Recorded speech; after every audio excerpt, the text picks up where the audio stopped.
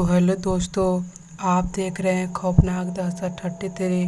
तो चलिए इस कहानी में आगे बढ़ने से पहले आपने इस चैनल को लाइक सब्सक्राइब नहीं किया है तो कर लें।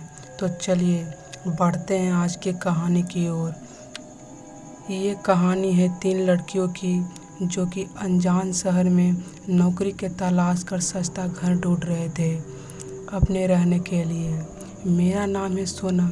बात 2013 की है जब मैं 2 और लड़कियों के साथ नवी मुंबई में एक अपार्टमेंट शेयर करते थे। हमारे शिफ्ट कुछ इस तरह की थी कि एक घर में एक टाइम पर बस एक ही लड़कियां हुआ करती थी। हम तीनों के वीकेंड्स पर ही एक दूसरे को शक्ल देख पाते थे और कभी कभी तो वो भी नहीं हो पाता था क्योंकि काम के बाद सोशल लाइफ भी थोड़ी जीनी होती है ना।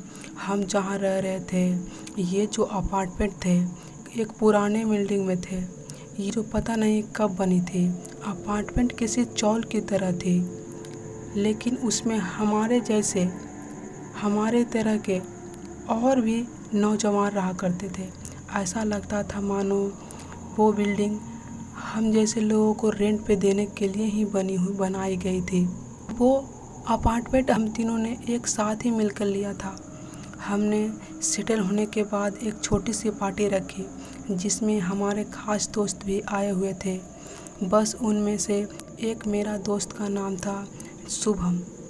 उसने अकेले में मुझसे एक बात कही थी और उस बात को मुझे सीरियसली लेना चाहिए था, लेकिन तब मुझे लगा कि शायद शुभम मुझसे मज़े लेने के लिए ये बात कर रहा है, बकवास बातें। पार्टी में मैं देख रही थी कि कैसे शुभम काफ़ी देर से अनकम्फर्टेबल सा फील कर रहा था। पहले मुझे लगा कि ये उसकी पर्सनल या प्रोफेशनल प्रॉब्लम। मौका मिलते हैं उसने अकेले पाकर वो बोल दिया कि आई डोंट थिंक तुम्हें अब इस घर में रुकना चाहिए। मैंने पूछा क्यों? उसने बताया कि इस घर में कुछ अच्छी फीलिंग नहीं आ रही है।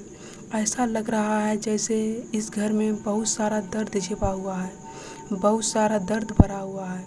अब मानो ये घर रोने के लिए तैयार बैठा है। शुभम की इस बात को कोई मतलब मुझे उस वक्त समझ नहीं आया और मैंने उस बात को इधर उधर घुमा दी। पार्टी खत्म हुई और सब अपने अपने घर चले गए, लेकिन हम तीनों लड़कियां उस घर में थे और सब शुरू होने लगा।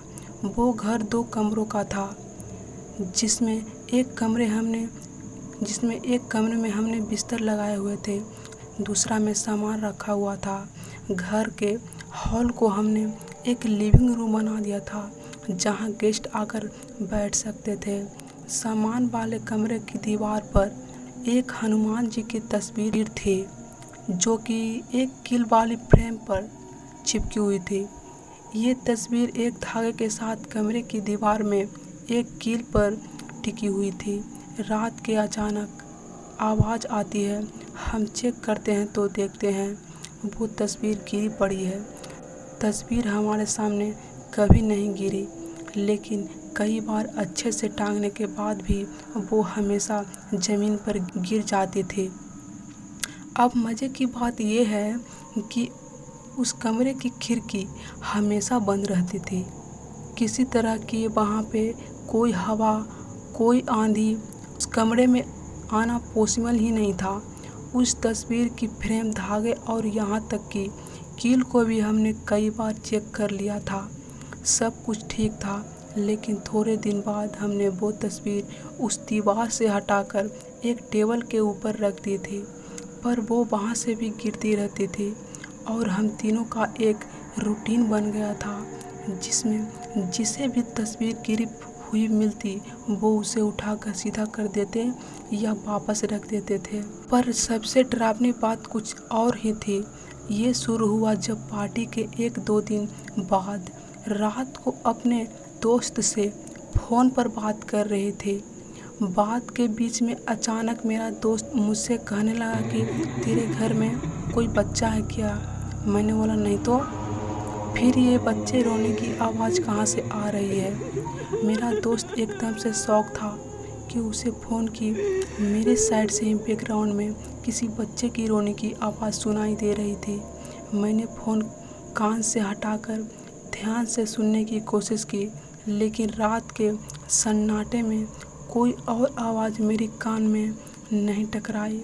मैंने फिर अपने दोस्त को पूछा और उसने बताया कि बच्चे की रोने की आवाज़ अभी भी आ रही है। उस रात के बाद ऐसा कई बार होता गया, चाहे अपने दोस्त से बात करते, घर वालों से या फिर ऑफिस के लोगों से, हर किसी की बच्चे की रोने की आवाज़ सुनाई देती। मैंने पता करने की कोशिश की, लेकिन उस बिल्डिंग में बच्चा वाला मैरिड कपल मुझे तो नहीं मिला, क्योंकि वहाँ सब मेरे जैसे सिंगल बंदे थे जो कि सस्ते रेंट के लिए वहाँ रह रहे थे। एक रात की बात है, जब मैं सोने के लिए कोशिश कर रही थी कि अचानक मुझे दूसरे कमरे से तस्वीर गिरने की आवाज़ आई।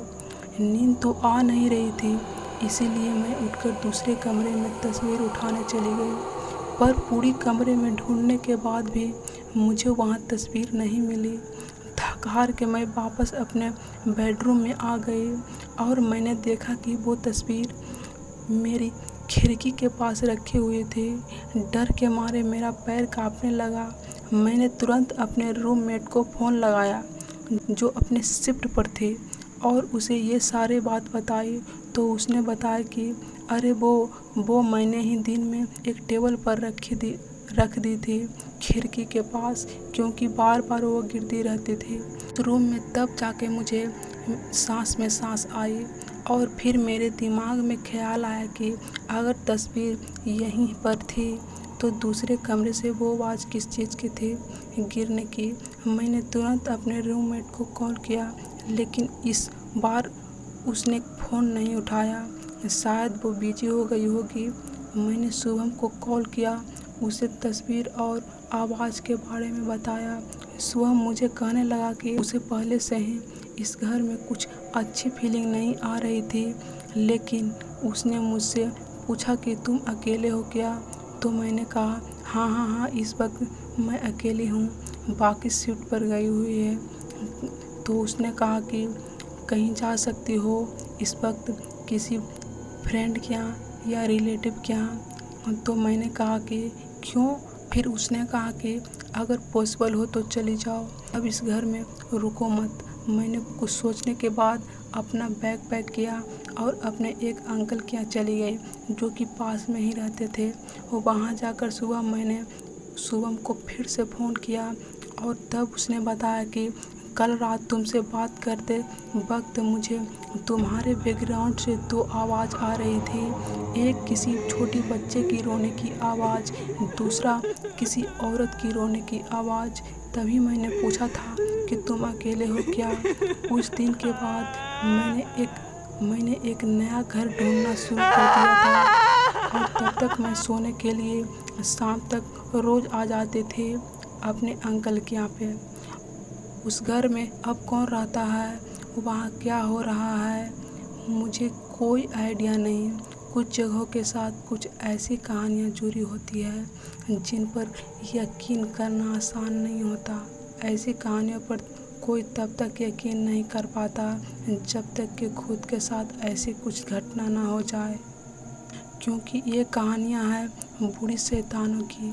आज की कहानी में बस इतना ही। और आप लोगों को यह कहानी अच्छी लगी हो तो इस चैनल को लाइक सब्सक्राइब ज़रूर कर लें, के साथ बेल आइकन भी दबा लें, क्योंकि ऐसे वीडियो इस चैनल पर लाता रहता हूं दोस्तों। तो चलिए मिलते हैं अगली कहानी में, तब तक के लिए अपना ख्याल रखिएगा।